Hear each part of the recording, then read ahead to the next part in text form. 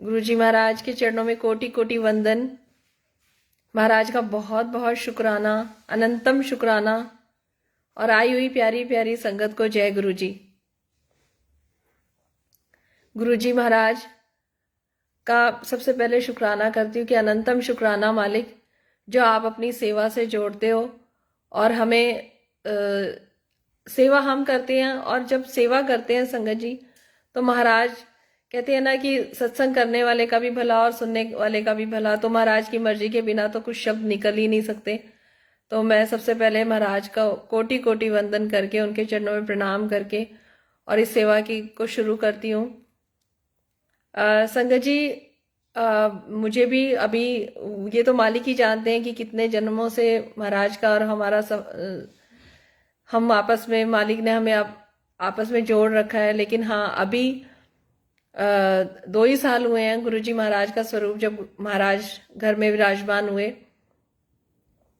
तो जर्नी ऐसे चली कि उससे पहले भी सब कुछ बहुत अच्छा था, मालिक की कृपा से घर में सब अच्छा था। लेकिन ऐसा था कि सब कुछ होते सोते भी, चाहे कहीं भी घूम आते थे, फिर आते थे, कुछ भी नया कर लेते थे, वो 4 दिन के बाद फिर वही सब ऐसा लगता था कि फिर एक सूनापन सा रहता था, खालीपन सा रहता था जिंदगी में। सब कुछ होते सोते भी, ठीक है, मूवी देखा है, पार्टी अटेंड कर ली, फ्रेंड्स के साथ घूम लिए, सब कुछ कर लिए, फिर थोड़ी देर के लिए तो ठीक लगता था, उसके बाद फिर एक खालीपन सा लगता था। तो उस टाइम इतनी नादान बुद्धि थी, ये अकल नहीं थी कि ये एक परमात्मा की भूख है। कहते हैं कि गुरु के बिना ना तो गति है और गुरु के बिना कुछ भी नहीं है, वो एक अधूरापन जीवन में रहता ही है। तो ये भी कुछ छोटे मोटे अच्छे कर्म रहे होंगे हमारे, जो मालिक ने नदर करी और हमारा हाथ पकड़ा। तो किसी आंटी के थ्रू, जो अंकल के ऑफिस में थी पहले, उनके थ्रू हमें गुरुजी महाराज के बारे में पता चला। उन्होंने बोला कि इनके सत्संग सुनो और ये गुरुजी हैं। तो संगत जी, मैं तो शाम के टाइम ज्यादातर यूट्यूब पे, उस टाइम पे सुशांत सिंह राजपूत की वो ऐसी स्टोरी चल रही थी, उसका मर्डर वर्डर हुआ था या जो भी था, तो मैं वो देखती रहती थी। पर अंकल को गुरुजी ने बहुत जल्दी ऐसे ये नदर कर दी थी कि ये सत्संग सुनने लग गए थे जूम पे। लॉकडाउन था उस टाइम पे संगत जी, तो ये सत्संग सुनते रहते थे। छोटी छोटी चीजें मेरे भी कान में पड़ने लगी। और तब तक गुरुजी का स्वरूप भी नहीं आया था, पर एक पता नहीं, एक इतनी पॉजिटिविटी और कुछ ऐसा लगता था कि एक अलग सा एक आनंद मन में चल रहा है। फिर एक दिन ऐसे भाव आया कि चलो गुरु महाराज का, जब मैंने अंकल से कहा, मैंने कहा जब आपके इतने भाव हैं तो गुरुजी का स्वरूप ले आते हैं। तब हमें ये नहीं पता था। सॉरी संगत जी, 1 मिनट। हाँ संगत जी, ठीक है, आवाज ठीक से आ रही है? तो हमें उस टाइम पे ये नहीं पता था कि महाराज अपनी मर्जी से ही आते हैं। और ऐसे मेरा मन हुआ स्वरूप का, तो एक आंटी से हमें ये भी पता था कि खरीदना नहीं है स्वरूप। तो एक आंटी ने हमें स्वरूप दिया। और जब हम स्वरूप लेके आ रहे थे तो हमें बटरफ्लाई के बारे में भी ये सब कुछ नहीं पता था। लेकिन गुरुजी की व्यवस्था इतनी अच्छी है कि सत्संग के थ्रू ही गुरुजी ने एक बार मुझे दोपहर में बता दिया था।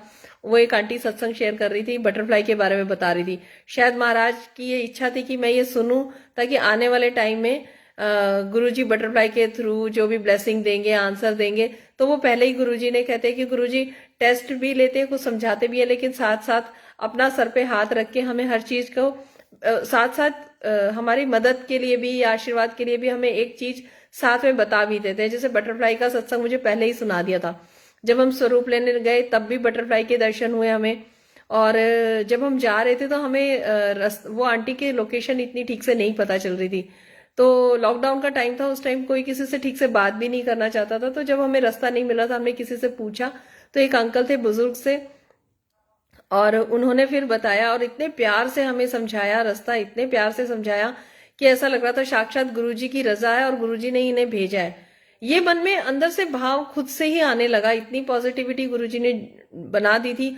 और ऐसे करके गुरुजी महाराज का स्वरूप आया। बाद में नोटिस किया कि मंडे का दिन था और 25 तारीख थी उस दिन, तो 7 का कनेक्शन, मंडे का कनेक्शन, ये सब बाद में धीरे धीरे धीरे धीरे समझ में आने लगा।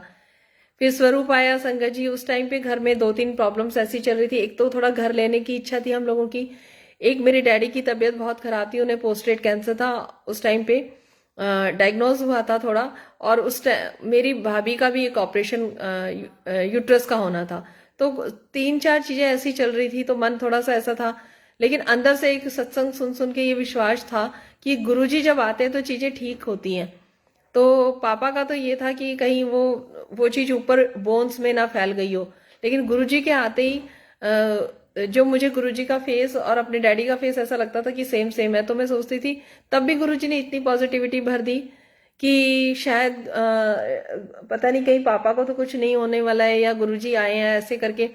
तो अंकल ने सत्संग सुनते सुनते अंकल के अंदर इतना विश्वास था कि नहीं, गुरुजी आए हैं तो अब सब ठीक ही होना है। गुरुजी हाथ ही तब पकड़ते हैं जब बहुत इंसान प्रॉब्लम से में कुछ आने वाला होता है, तो गुरुजी थाम लेते हैं। और संगत जी वही हुआ, धीरे धीरे पापा का ऑपरेशन भी हुआ, रोबोटिक सर्जरी हुई और वो भी सारी ठीक से हो गई। और आज पापा बिल्कुल ठीक है, तो शुक्राना गुरुजी का।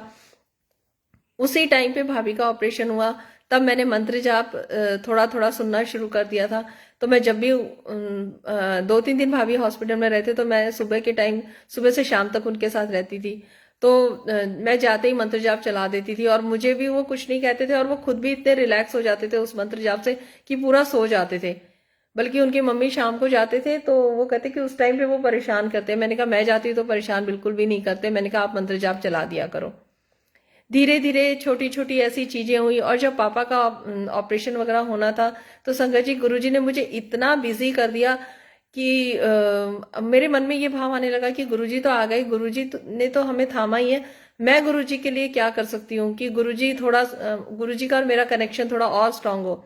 तो मुझे 2 सत्संग गुरुजी ने सुनाए, उसमें शिव पुराण के बारे में बताया। तो एकदम से मेरे मन में आया कि नहीं, शायद गुरुजी का हुक्म है कि मैं शिव पुराण पढूं। मैंने उस टाइम पे शिव पुराण शुरू कर दी और छोटी मोटी मुझे एक आधा सत्संग भी गुरुजी ने वहां पे जाने लगी मैं। तो गुरुजी ने मुझे अपने साथ इतना बिजी कर दिया कि जो भी टेंशन जो भी चल रही थी वो तो चल ही रही थी, लेकिन अपने साथ सेवा में और शिव पुराण में इतना बिजी कर दिया, मुझे ऐसा लगता था कि नहीं, मैं ये अपना कर्म करूं और तो सब गुरुजी ने देखना है। तो उस टाइम पे मैंने शिव पुराण पढ़नी शुरू करी। उसमें से भी कई चीजें गुरुजी महाराज ने समझाई और जो जो वो चाहते थे कि मैं सीखूं और क्या कैसे नाम जपना है, क्या करना है, वो सब महाराज ने शिव पुराण से ब्लेस किया। उसके बाद संगत जी मैं जैसे गुरुजी कहते हैं कि पंडितों में इधर उधर चक्रों में नहीं पड़ना चाहिए, तो जब हम गुरुजी से नहीं जुड़े हुए थे तो कि थोड़े थोड़े दिन में पंडितों के पास चले जाते थे कि चलो ये पूछाते हैं ये पूछाते हैं। तो एक बार क्या हुआ कि किसी पंडित ने करीब 5-6 स्टोन्स बता दिए। तो वो इतने सारे स्टोन्स यहाँ तो नहीं पहन सकते थे, तो अंकल ने पूरा एक चेन बना के और यहाँ पे उसको बांध लिया। और धीरे धीरे धीरे धीरे 1-2 बार अंकल ने उतारने की भी कोशिश करी, लेकिन अंदर से वहम, इतना डर लगता था कि उतार ही नहीं पाते थे। जब गुरुजी आए और गुरुजी ने हाथ पकड़ा तो अंदर से एक इतना कॉन्फिडेंस आया। एक दिन अंकल ने उतार के उसको कटोरी में रख दिया गंगा जल की। तो मैंने सोचा शायद शुद्धि करके फिर से पहन लेंगे। 1 दिन हुआ, 2 दिन हुआ, तो मैंने बोला ये नहीं पहनना क्या? कहते नहीं पहनना। तो मैंने कहा अच्छा नहीं पहनना। तो भाव कहने का ये है कि गुरुजी के आशीर्वाद से और उनकी ब्लेसिंग से इतना एक अंदर कॉन्फिडेंस आया और जैसे कि उनके सत्संग सुन के इतनी पॉजिटिविटी आई कि इन सब चीजों में कुछ नहीं रखा। और संगत जी हमने वो सारे स्टोन्स वगैरह सब निकाल के रख दिए साइड में, और एक भी स्टोन अब हम कुछ भी नहीं पहनते हैं। तो और एक जब मैं बेटा मेरा 12th में था तो वही है कि 12th में है तो चलो फिर से पंडित जी से पूछ लो। तो किसी ऑनलाइन कोई पंडित है, उन्होंने बोला कि आपका बेटा 100% भी मेहनत करेगा तो सिर्फ 50% नंबर आएंगे उसके। तो संगत जी मुझे उस टाइम कुछ नहीं पता था। तब तो खैर कहते हैं कि शिव जी और गुरु जी तो एक ही है, कुछ नहीं पता था। तो मैं मंदिर जाती थी और शिवलिंग पे जल चढ़ा के और बस एक शिव चालीसा का पाठ करके मैं आ जाती थी। और कहते हैं ना कि जब मालिक की रजा होती है और वो आशीर्वाद देते हैं तो किसी की, पंडित वंडित की किसी की भी नहीं चलती है। तो अपने कर्मों का, गुरुजी ने तो हमेशा यही कहा है बस अपने कर्म को ही ध्यान में रखो, अच्छे कर्म करो। तो बस मैं यही करती रही पूरी साल। और संगत जी बेटे के 81% नंबर आए। और तब गुरुजी उस टाइम पे हम नहीं जानते थे जब बेटा 12th में था, लेकिन जब उसका कॉलेज में एडमिशन हुआ तो जब कॉलेज में एडमिशन हुआ तो हमने देखा कि जब गुरुजी आए तो उसने बताया कि मम्मी ये वाले गुरुजी तो मेरे कॉलेज के सारे फ्रेंड्स के इनसे जुड़े हुए हैं। तब मुझे गुरुजी ने ये भाव डाला कि मैं तब भी तेरे साथ था और शुरू से ही मैं तुझे ब्लेस करता आया हूँ। तो महाराज का बहुत शुक्राना है जो वो हमें चुनते हैं, और सबसे बड़ा सौभाग्य है कि हम गुरु महाराज की संगत है। गुरु जी का जो वचन है कि मेरा जो संगत परिवार है, गुरु परिवार है, वही तुम्हें हर चीज में आगे सहायता करेगा और तुम्हारे साथ चलेगा। तो ये सत्य वचन है गुरु जी का। जब मैं यहाँ पालम विहार शिफ्ट हुई तो उसके बाद मेरे को थोड़ा सा यहाँ की नई नई जगह थी और कुछ ऐसा था कि मेरी तबीयत थोड़ी थोड़ी ढीली रहने लगी।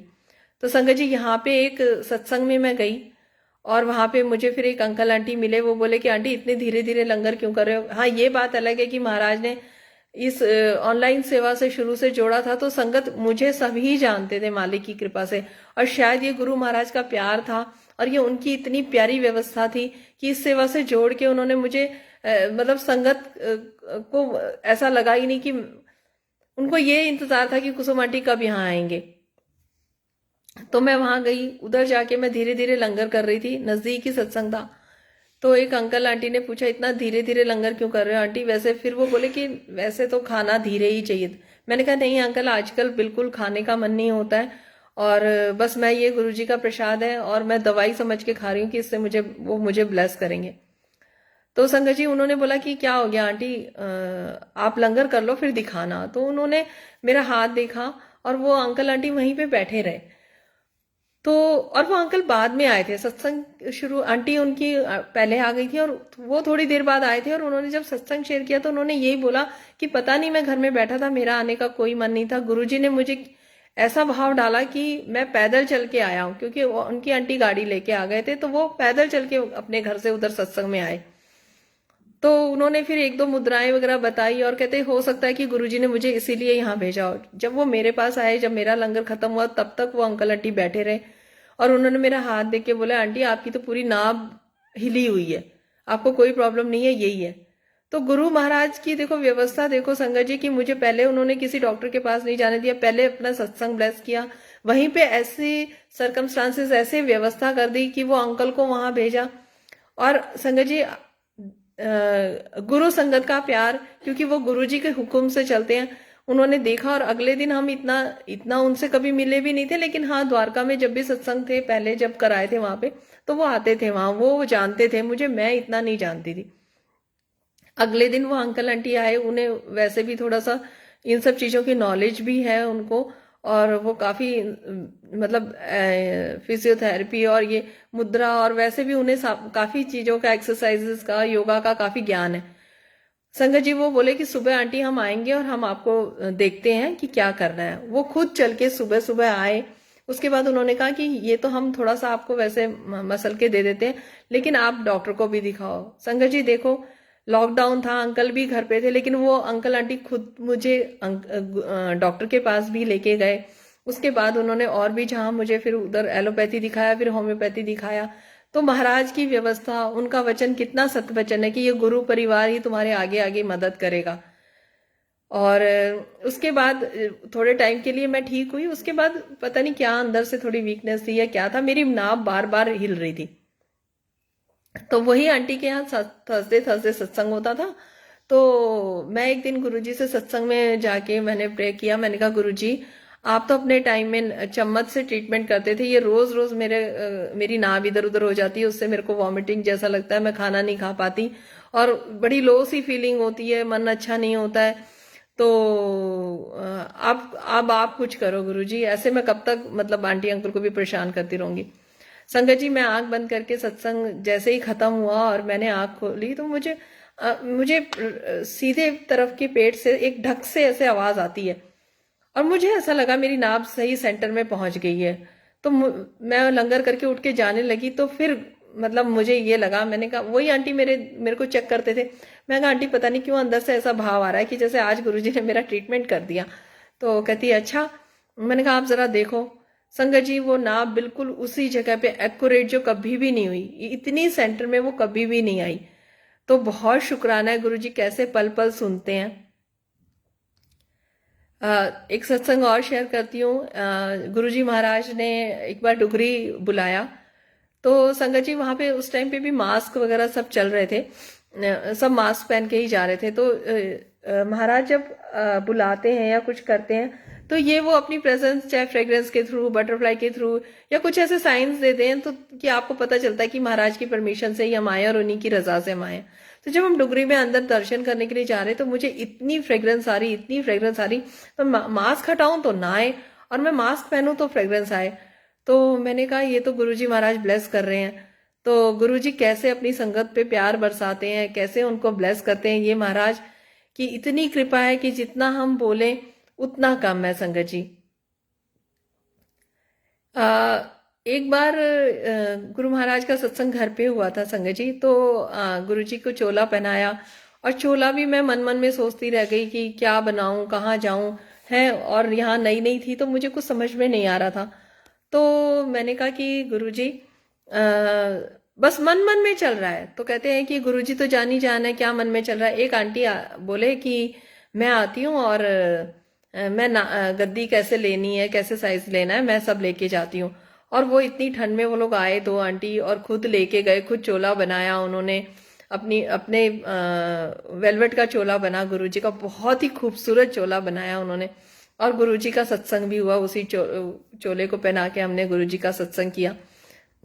तो क्या हुआ कि दुपट्टा जब हमने गद्दी पे ऐसे डाला तो कुशन बहुत खूबसूरत थे उसके, तो दुपट्टा थोड़ा फैल गया तो वो कुशन की एम्ब्रॉयडरी और वो सब नहीं दिख रहा। पूरे सत्संग में मेरे मन में यही चलता ना कि गुरुजी ये दुपट्टा थोड़ा फैल गया, ये कुशन की एम्ब्रॉयडरी थोड़ा सा और दिखती तो बहुत खूबसूरत लगता।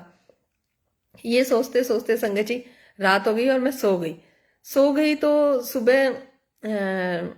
सुबह मैं उठते ही दरबार में आई मत्था टेकने के लिए, तो मैंने देखा वो दुपट्टा पूरा ऐसे साइड में ऐसे करके है और पूरा कुशन दोनों उसमें इतने खूबसूरत तरीके से सिर्फ कुशन कुशन दिख रहे। मैंने कहा बच्चे तो दोनों सो रहे हैं। मैं अंकल के पास गई भागी भागी, मैंने कहा आपने कुछ दरबार में घुसे हो क्या, छेड़े हो? कह रहे मैं तो आया भी नहीं दरबार में, सुबह बस मैं उठ के अभी तो इधर ही आया हूँ वॉशरूम में। तो मैंने कहा अच्छा। फिर ये अंकल भी बाहर आए, उन्होंने भी देखा। तो अंकल ने जिस एंगल से, जिस दिन सत्संग था एक दिन पहले, जिस एंगल से फोटो ली, उसी एंगल से उन्होंने फिर से उसी एंगल से वहां की फोटो ली। तो कहते कि ये तो गुरुजी ने कमाल कर दिया, ये तो गुरुजी। मैंने कहा ये मेरे मन में भाव चल रहा था कि गुरुजी आपका क्वेश्चन नहीं दिख रहा है और बहुत खूबसूरत लगता अगर वो दिखता तो गुरुजी महाराज तो एक एक बात को कैसे सुनते हैं संगत जी। तो देखो रात रात में गुरुजी ने ऐसे दुपट्टा करके और मतलब पूरा कुशन ही दिखाना शुरू कर दिया। तो गुरुजी का बहुत शुक्राना, वो हर पल साथ रहते हैं, हर सांस के साथ वो हमें देखते रहते हैं कि हमारे दिमाग में क्या चल रहा है। इसलिए कहते हैं कि अपनी सोच को हमेशा इतना सच्चा और इतना अच्छा रखो कि गुरुजी हमें हर पल ब्लेस करते रहें और हमारे ऊपर प्यार बरसाते रहें। एक बार संगत जी यहाँ पालम विहार में आने के बाद गुरुजी महाराज की, शुरू में जब मैं द्वारका रहती थी तो वहाँ गुरुजी ने मुझे सत्संग और वहाँ सेवा से जोड़ा। बड़े मंदिर इतना नहीं जा पाती थी, पर यहाँ आने के बाद गुरुजी महाराज का बहुत शुक्राना, जो बड़े मंदिर उससे उन्होंने रेगुलर जोड़ा और ऐसी व्यवस्था करी कि अंकल आंटी आते हैं, नीचे गाड़ी खड़ी होती है और हम उसी में बैठ के चले जाते हैं। तो कोई ऐसी हमें परेशानी भी नहीं होती, क्योंकि वो रजा गुरुजी की है। क्योंकि अब इतना मुझे विश्वास है कि महाराज ने एडमिशन तो कर लिया है, तो अब जब वो देखेंगे कर्मों को भी उन्हें ही साफ करना है, जो भी हमारे बैड कर्माज है उनको कैसे ठीक करना है ये भी गुरुजी को पता है। कैसे कहाँ भेज के, क्या लंगर खिला के बड़े मंदिर में या किसी सत्संग में कैसे भेजना है, ये गुरुजी जाने। तो हम 2-3 आंटी मिलके मंडे जाते थे गुरुजी के मंदिर। अब तो हम संडे को जाते हैं। तो एक दिन क्या हुआ कि हम बड़े मंदिर से वापस आ रहे थे और उन दिनों ऐसा था कि तबीयत मेरी हमें दोपहर तक बहुत ढीली रहा करती थी, शाम को जाके मुझे थोड़ा अच्छा लगता था। तो संगत जी हम उस दिन बड़े मंदिर गए और उन आंटी के मुंह से वापसी में निकलता है कि आर के पुरम होते हुए चलते हैं। तो अंतर मन में भाव ही आया, नहीं बड़े मंदिर जाके तो सीधा घर जाना चाहिए और अभी तो हमें ब्लेसिंग्स की बहुत ज़रूरत है, क्योंकि हमारे कभी तबीयत ढीली होती है, कभी कुछ होता है। तो उन दिनों चल भी रही थी तबीयत ऐसी, तो मैंने कहा नहीं पूरी ब्लेसिंग लेके घर ही जाना चाहिए। मन में चल रहा था, हमने आंटी को कुछ नहीं बोला। वो सिर्फ संगत जी एक बहाना था। गुरुजी ने वहां से गाड़ी मुड़वाई आर के पुरम की सड़क की तरफ। लेकिन अगर हम सीधे पालम विहार की तरफ आते तो वो रास्ता बीच में सुनसान होता। गुरुजी को ये पता था। और दूसरी सड़क पे जब हम आर के पुरम की तरफ के लिए मुड़े, बेशक हम वहां नहीं गए, हमारी गाड़ी बीच में ही खराब हो गई। तो कहते हैं ना कि गुरुजी छोटी छोटी जब चोटें देते तो उसमें साथ साथ देके उसको उसमें पूरी सहायता भी करते हैं। तो गाड़ी को खराब होना था संगत जी, और ये गुरुजी को पता था। लेकिन गुरुजी ने हमारी गाड़ी वहां रुकवाई जहाँ पे 3-4 ट्रक वाले भी थे, स्कूल भी था, खाने की भी व्यवस्था थी, सामने वो एक वॉशरूम भी था, और पूरा मार्केट के बीच में हमारी गाड़ी खराब हुई। और करीब करीब 2-2.5 घंटे तक उधर कुछ भी नहीं हुआ, वहां प्रॉपर गाड़ी हमारी खराब होकर रखी रही। लेकिन और ना कोई हेल्प मिल रही थी हमें, वैसे हेल्प मिल रही थी वहां पे 3-4 ट्रक के ड्राइवर आके उन्होंने बोनट खोला और हम गाड़ी में ऐसे ही बैठे रहे। हम चाय प्रसाद बना के लेके जाते थे संगत जी। उस दिन चाय प्रसाद हमने वहां नहीं पिया क्योंकि गुरुजी ने पिला दिया था। तो हमें मन में ऐसा लगा कि हाँ गुरुजी ये चाय प्रसाद पूरा यहीं फिनिश करवाएंगे। हमने वहां बैठ के चाय प्रसाद भी पिया और बिल्कुल दिमाग में ये टेंशन नहीं रही, मन में यही भाव आया। मेरे को मन में गुरुजी ने यही भाव डाला कि कुछ जो दोपहर तक का टाइम तेरा जो खराब है वो आज इस टाइम पे ऐसे करके मैं काट रहा हूँ। मुझे अंदर से ऐसे लगा और एक बटरफ्लाई पूरी हमारी गाड़ी के आसपास ही मंडराती रही। गुरुजी ने इतनी प्रेजेंस दिखाई कि घबराओ नहीं, मैं साथ हूँ, जो भी है छोटा मोटा कोई कर्म है वो इसके थ्रू मैं काट रहा हूँ। और जब गुरुजी का एक स्वरूप हम उस दिन वहां लेके गए थे तो फ्रेम करा के आंटी लाए थे, तो हमने कहा कि चलो इसको बड़े मंदिर ही लेके चलते हैं।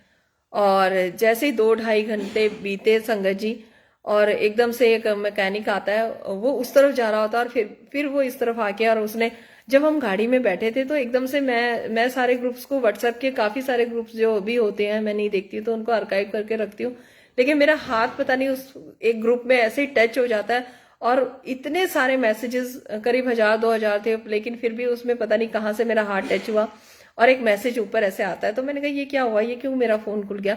मैंने देखा तो उसमें संगत जी लिखा हुआ आया कि अपने वाहन की संभाल कर। वो देख के मैंने आंटी को दिखाया, फिर तो हमें पूरा, वैसे भी पूरा विश्वास था कि महाराज ही साथ है, जो कर रहे हैं इसके पीछे कोई कारण है। और 2-2.5 घंटे के बाद एक मैकेनिक आया और उसने 1 मिनट में वो ठीक भी कर दिया। और नहीं तो हमने इधर उधर भी फोन किए तो कोई कितने पैसे मांग रहा था, कोई कितने पैसे मांग रहा था, और वो एकदम से ही, और 3-4 जो ट्रक के ड्राइवर थे उन्होंने बोनट खोल के उसको ठंडा करना गाड़ी को, ये सब वो लोग कर ही रहे थे। तो हमें ऐसा महसूस ही गुरुजी ने नहीं होने दिया कि तुम अकेले हो या तुम्हें डरना है, कुछ भी नहीं संगत जी। और उसके बाद कितना बड़ा मैसेज गुरुजी ने दिया कि अपने वाहन की संभाल कर। उसके बाद भी कुछ लिखा था, वो मुझे ठीक से याद नहीं है। वही देख के हम लोग इतना सरप्राइज हो गए कि गुरुजी कैसे पल पल सुनते हैं। तो फिर उन्होंने ठीक कर दिया मैकेनिक ने और बोला बिल्कुल बिल्कुल टेंशन लेके, टेंशन फ्री होके अब आप चला सकते हैं, इसमें कोई दिक्कत नहीं है। अगर वो ये नहीं बोलता तो फिर हम डर डर के शायद गाड़ी चला के लाते। उसने ऐसे बोला, लेकिन घर के पास आते ही गाड़ी में फिर वही सिग्नल आने लग गया कि प्रॉब्लम है अंदर कुछ। तो और उसके बाद जब वो आंटी ने घर जाके घर पहुंची और फिर जब उन्होंने गाड़ी दिखाई तो मैकेनिक ने बोला कि इतनी हालत खराब हो रखी है गाड़ी की। तो गुरुजी कैसे कहते हैं कि गुरुजी का आना, और गुरु जब साथ होता है तो वो सच में हमें हाथ पकड़ पकड़ के हर मुसीबत से, कहते हैं ना कि पत्थर की जगह पत्ता गिरता है पर गिरता जरूर है। तो कितनी भी बड़ी मुसीबत हो, एक तो गुरुजी साथ रहते हैं और उसको कितना हल्के में लेके निकालना है, ये गुरुजी से अच्छा कोई नहीं जानता। तो हम इतना अनंतम अनंतम शुक्राना है गुरु महाराज का, जो पल पल वो हमें ब्लेस करते हैं। संगत जी एक बार मेरा बेटा हिल स्टेशन घूमने के लिए गया था, तो वहां पे कुछ ऐसा हुआ कि उन्हें कोई कन्वेंस नहीं मिल रहा था, वापसी में होटल आना था और बहुत ठंड हो गई थी वहां पे और इतनी प्रॉब्लम हो गई थी। तो उसने आके जो बताया, कहता है कि मम्मी एकदम से गुरुजी का ध्यान किया और गुरुजी ने ही वहां गाड़ी भेजी, अचानक से पता नहीं कहाँ से क्या गाड़ी आई। तो वहां पे भी उन्होंने बच्चे की भी रक्षा करी और जो भी उसके साथ जितने भी बच्चे थे उन सब के लिए व्यवस्था करी। तो कहते हैं ना कि हमारे साथ कितने भी लोग हैं, अगर कोई सच्चा नाम जपने वाला या गुरु का प्यारा है तो वो हम तो उसमें कितने लोगों की मदद हो जाती है ये कुछ नहीं पता। इसलिए कहते हैं कि मालिक बस सत्संग सेवा और सिमरन से ही हमें जोड़ के रखे। गुरुजी की पता नहीं, कहते हैं कि गुरुजी जब सेवा में लगाते हैं तो ऐसे ही सेवा नहीं देते हैं। और सेवा भी हमें वही करनी चाहिए जो हमारे सदगुरु को पसंद हो, जो हमारे महाराज को पसंद हो। अपनी मर्जी से हम कुछ भी करें। जो मुझे 2-4 दिन में जो भाव डाल रहे हैं गुरुजी बार बार की, अभी कुछ ऐसी सेवा ले रहे हैं गुरुजी की, सत्संग शेयरिंग की सेवा चल ही रही है, तो पता नहीं कौन से मेरे कर्म है या कौन से ऐसी चीज़ें हैं जो गुरुजी सत्संग शेयर करवा करवा के मुझे ब्लेस करके और महाराज अपने चरणों से जोड़ के, और कहते हैं ना कि किन किन मुसीबतों से गुरुजी निकालते हैं ये महाराज को ही पता है। कुछ एक चीज़ें तो ऐसी होती हैं कि हमें पता भी नहीं चलती हैं और अंदर ही अंदर उन प्रॉब्लम का सॉल्यूशन हो जाता है। और जब कोई प्रॉब्लम भी आती है संगत जी, तो गुरुजी ऐसी व्यवस्था करते हैं, ऐसी व्यवस्था करते हैं कि प्रॉब्लम के साथ साथ भी हर चीज़ में हमारी दिनचर्या, हमारा खाना पीना, हमारे साथ और जो साथ की सपोर्ट होती है वो गुरुजी पूरी पूरी देते हैं। तो महाराज का बहुत शुक्राना। और तो कुछ नहीं, संगत के थ्रू ही गुरुजी इतना प्यार भेजते हैं। अगर कभी तबीयत खराब है, कुछ है, तो कोई जल प्रसाद दे जा रहा है, कोई गुरुजी का प्रसाद दे के जा रहा है कि ये लंगर प्रसाद है, ये कर लो, तो उससे कितना एक इंसान के अंदर से एक कितना सुकून आ जाता है कि हाँ हमारे अंग संग कोई है और हमेशा कोई हमारे साथ है, हमारी प्रोटेक्शन में है, कोई हमें देख रहा है, हमें संभाल रहा है। तो महाराज की ये बहुत बड़ी दात है संगत जी। जब बीच में मैंने बताया कि बीच में तबीयत मेरी बहुत ढीली रहने लग गई थी, तो मैंने एक आंटी को, मैं सत्संग में गई तो मैंने कहा, कहती आंटी क्या हो गया, जल प्रसाद दिया करो। तो मैंने कहा कि आंटी हो सकता है अपने घर की दवाई ना लग रही हो, आप अपने घर का जल प्रसाद ला के मुझे दे दिया करो। तो बोली वैसे ऐसा कुछ होता नहीं है, लेकिन ठीक है अगर आपका ये भाव है तो मैं भिजवा दिया करूँगी। तो उन्हीं आंटी को अगले दिन एक मैसेज आता है कि संगत इधर उधर ना भटके और अपना जल प्रसाद खुद बनाए, जल को रखिए और मंत्र जाप करे और उसी जल को पिए। तो उन आंटी ने मुझे मैसेज भेजा, तो कितना बड़ा मतलब शुक्राना बोले। और महाराज का जितना हम उस्तत करें उतनी कम है कि देखो गुरुजी ने ये बात सुनी और उसके बाद गुरुजी ने आंसर भी दिया कि कोई अहम वहम में नहीं पड़ना है। हम जो पाठ कर रहे हैं, पूजा कर रहे हैं, अपने घर में गुरु महाराज का स्वरूप के आगे अगर हम जल प्रसाद रख रहे हैं तो उसमें भी ब्लेसिंग है। कभी कभी कितना भी महाराज से जुड़ जाते हैं फिर भी हम गुमराह हो जाते हैं कि ये आंटी से पूछ लो, वो अंकल से पूछ लो, मेरे से नहीं हो रहा, ये नहीं हो रहा। लेकिन जब ऐसे ऐसे साइन मिलते हैं तो यही समझ में आता है कि हर एक सोल की अपनी जर्नी है, सबके अपने कर्म हैं, सबकी अलग अलग गुरुजी महाराज ने जर्नी चला रखी है। किसी के कैसे कार्मिक अकाउंट है, किसी के कैसे कार्मिक अकाउंट है, तो सबकी जर्नी अलग है और किसको क्या करना है सबका अलग हिसाब किताब है। लेकिन फिर भी हम कभी कभी गुमराह हो जाते हैं कि वो आंटी ये पाठ कर रही है, मैं ये नहीं कर पा रही, और वो ऐसे कर रही हैं तो मैं ये नहीं कर पा रही। तो संगत जी गुरुजी महाराज का तो यही हुक्म है कि अपनी मैं को छोड़ो और सादे मन से और बहुत ही भोले भाव से जुड़ जाओ उनके साथ। और बस यही भाव मन में रखना चाहिए जो मुझे समझ में आता है कि अब जो हो रहा है महाराज की कृपा से हो रहा है और अब जो करा रहे हैं वही करा रहे हैं। तो गुरुजी कहते हैं ना कि हमारी मैं को भी वही, मैं तो यही अरदास करती हूँ कि मालिक हमारी मैं को भी आप ही खत्म कर सकते हो। हमारे अंदर तो इतनी मैल की परत जमी हुई है कि हम चाह के भी नहीं धो सकते, खूब कोशिश भी करेंगे फिर भी हम कहीं ना कहीं भटक जाते हैं। तो मालिक से यही अरदास है कि बस वो हमें संभाल के रखें।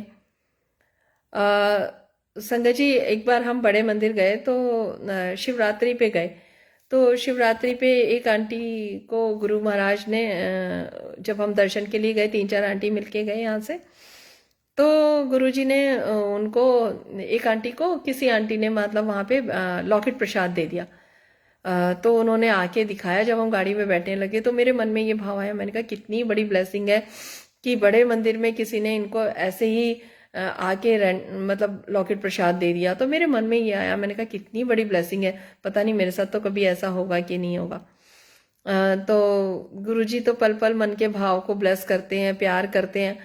हम बड़े मंदिर गए और लंगर कर रहे थे, तो इधर हम लंगर कर रहे थे, सामने वाली रो में भी आंटी बैठे हुए थे।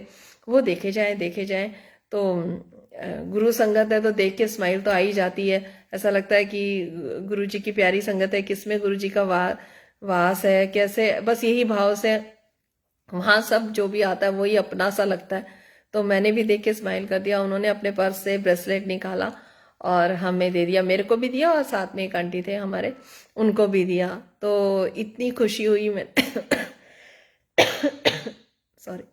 तो इतनी खुशी हुई कि गुरु महाराज आप कितने अच्छे हो, कितने प्यारे हो। हमसे एक बार भूल चूक हो जाती है, हम फिर भी नाशुक्रे हो जाते हैं कभी कभी, लेकिन गुरु महाराज पल पल पल पल सुनते हैं और पल पल हमारा ध्यान रखते हैं। तो गुरु जी का बहुत शुक्राना, सेवा से जोड़ने का शुक्राना संगत जी। बस मालिक से यही अरदास है कि अब तक जो भी हमसे गलतियां हुई, भूल चूक हुई, मालिक उनको क्षमा करे, हमें बख्शे और आगे गलती से भी हमसे कोई गलती ना हो। और महाराज कहते हैं कि सब कुछ होते हुए भी जो एक खालीपन होता है, कभी कभी हम एकदम से ऐसे नीरस से हो जाते हैं। तो वैसे कहा तो यही जाता है कि वो सब कुछ होते सोते, सब कुछ ठीक होते सोते भी अगर एक वो खालीपन है, तो वो प्रभु के मिलन की तड़प और उनसे प्यार की भूख होती है।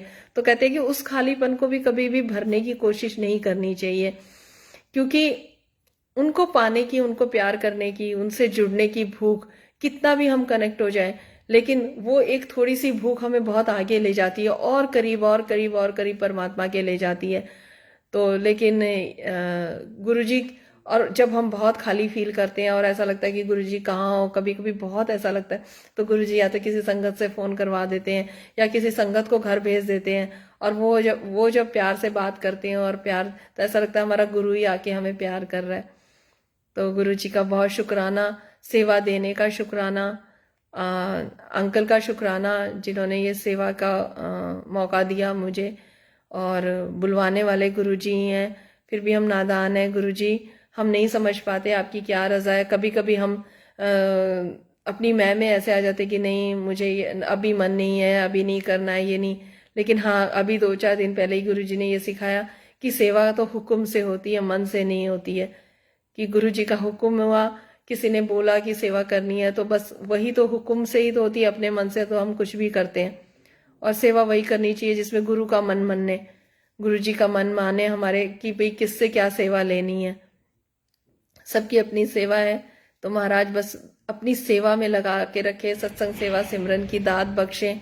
और तो मालिक ने हर चीज से हमें इतना तृप्त कर रखा है कि बहुत शुक्राना है गुरु जी का।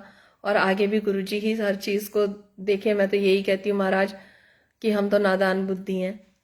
तो संगत जी, गुरु जी महाराज का शुक्राना। और गुरु जी कहते हैं कि मालिक की उस्तत करते हैं तो जो लफ्ज हैं वो भी कांपने लगते हैं, क्योंकि इतनी बड़ी सृष्टि के रचयिता परमपिता परमेश्वर के बारे में बोलना, कोई शब्द नहीं है उनकी उस्तत के लिए। लेकिन ये महाराज ने हमारे ऊपर कृपा कर रखी है, और इतना अपनी संगत को इतना उन्होंने मान और प्यार दे रखा है कि अब उन्होंने संगत को ही ये मौका दे रखा है कि तुम ये सेवा करो और इससे जुड़ो।